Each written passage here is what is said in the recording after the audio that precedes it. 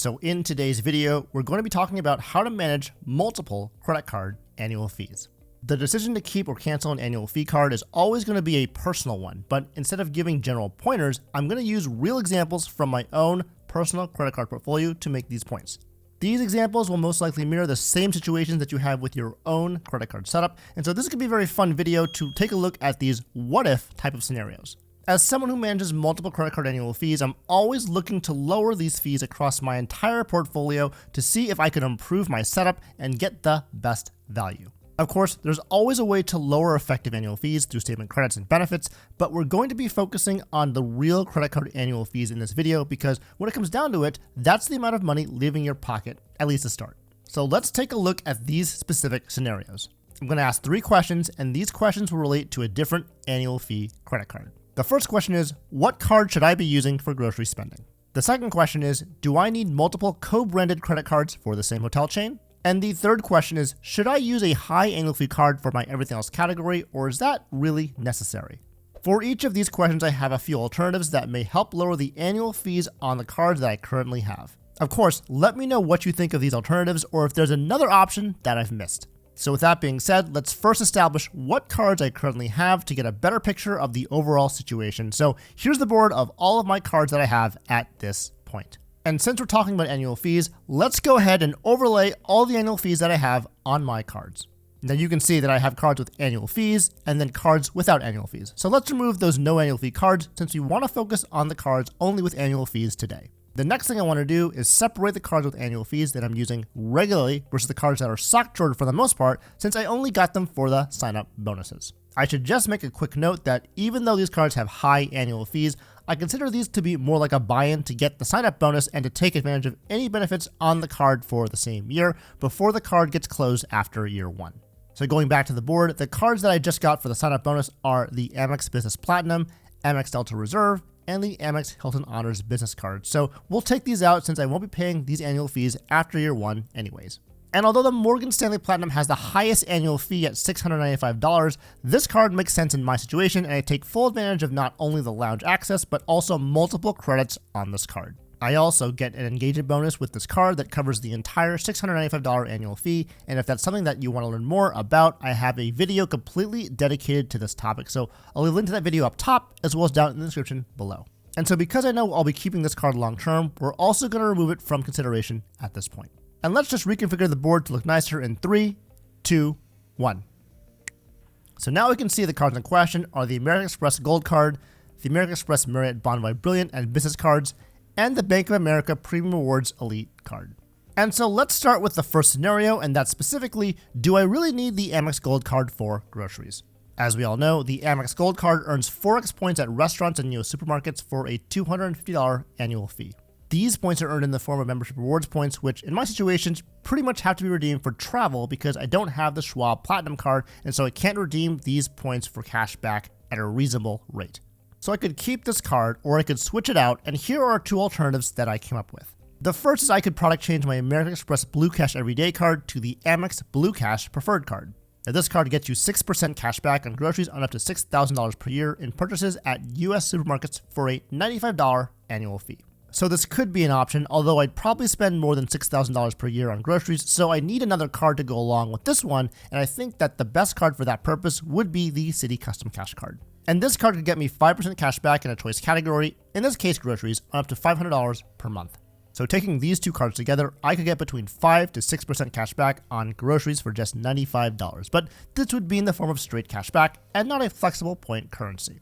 And if I wanted to decrease that annual fee even further, another possible option to replace the Amex Gold Card would be the Capital One Saver One card. This card gets you unlimited 3% cash back at dining and grocery stores, which is not too far from the multipliers offered on the Amex Gold Card, but what's great about this card is that it also has no annual fee. And so you could potentially drop hundreds of dollars from an annual fee just by making the switch from the Amex Gold Card to the Capital One Saver One card, which is interesting to think about. So just to recap, I want to make sure my grocery category is covered, but what's the best way to go about doing this?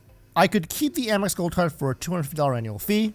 I could use the combination of the Blue Cash Preferred and the Citi Custom Cash for groceries for a $95 annual fee.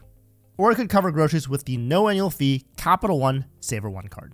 Again, there's no right or wrong answer here, but if I'm looking to shave down this $250 annual fee, these are what I think would be some great options to consider. So let's move on to the second scenario, which is, do I need to have multiple co-branded credit cards for the same hotel chain? In my situation, that would be looking at the Marriott Bonvoy Brilliant card with its $650 annual fee and comparing it to another Marriott card I have, which is the Marriott Bonvoy Business card with its $125 annual fee. Now, there's a point of view that says that if you can get co-branded hotel cards that offer you an annual free night reward, these cards can be considered to be keeper cards. This is because as long as you can use the annual free night reward for a redemption that's a higher value than the annual fee, the redemption itself would pay for this annual fee and then some. And so both of these cards offer their own version of a free night with Marriott Bonvoy properties. The Bonvoy Brilliant card offers one free night award every year for one night for a redemption level at or under 85,000 Marriott Bonvoy points, while the Bonvoy Business card earns a free night award for a redemption level at or under 35,000 Marriott Bonvoy points.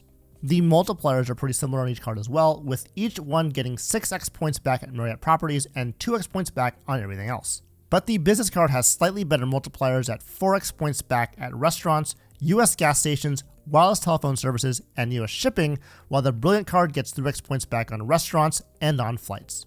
I also want to highlight a specific Marriott benefit on each card that's been pretty helpful to me in my particular use case when using these cards in real life. On the Brilliant card, you get Marriott Platinum status, which gets you a breakfast offering with each stay, which is a nice additional perk if you're already coming from Gold status. And on the Business card, you get a 7% discount off standard room rates, and I heard mixed things about this particular benefit, but in practice, I've been using this discounted room rate on almost all of my Marriott stays, which has helped me save a lot of money. Now, I could definitely keep both of these cards, but that would mean I'd be spending $775 in annual fees, and so I'm toying with the idea of just keeping one of these cards.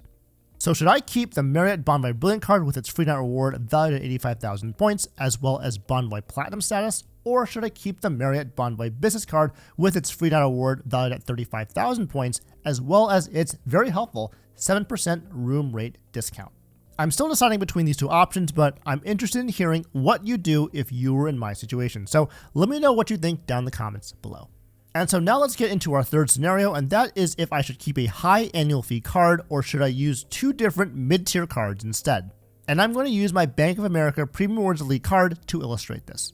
Now let's first start with how I use this card in my everyday life.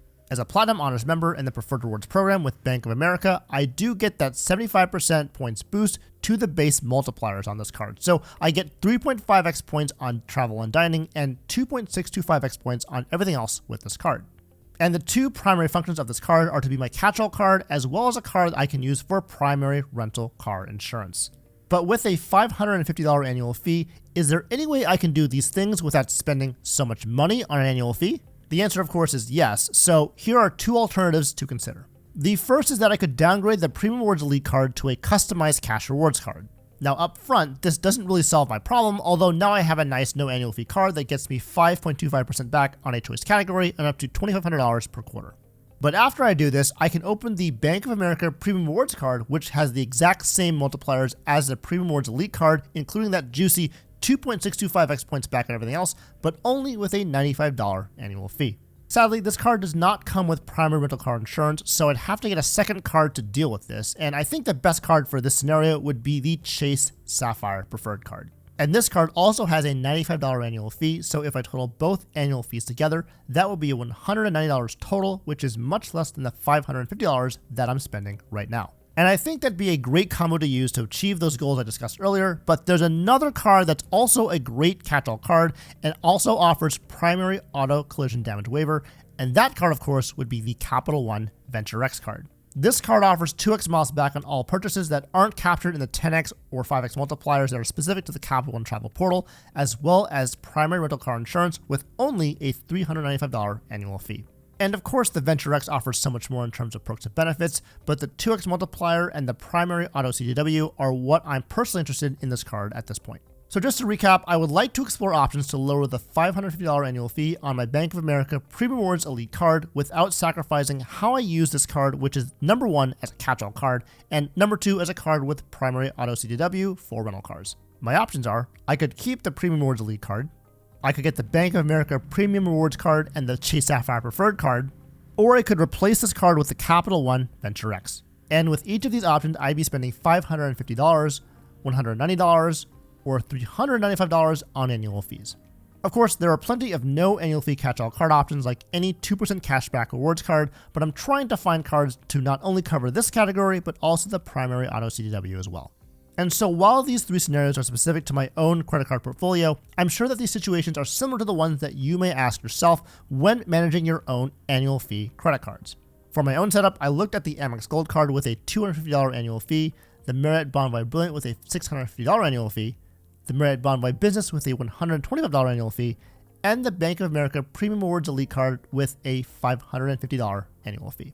In each of these scenarios, if I were to implement the most conservative options to reduce my annual fees, I could reduce my total annual fees of these cards from $1,575 all the way down to $315. And you can see what a big difference that is. It's really important to figure out what multipliers and benefits are important to you and how much you're willing to spend to get them.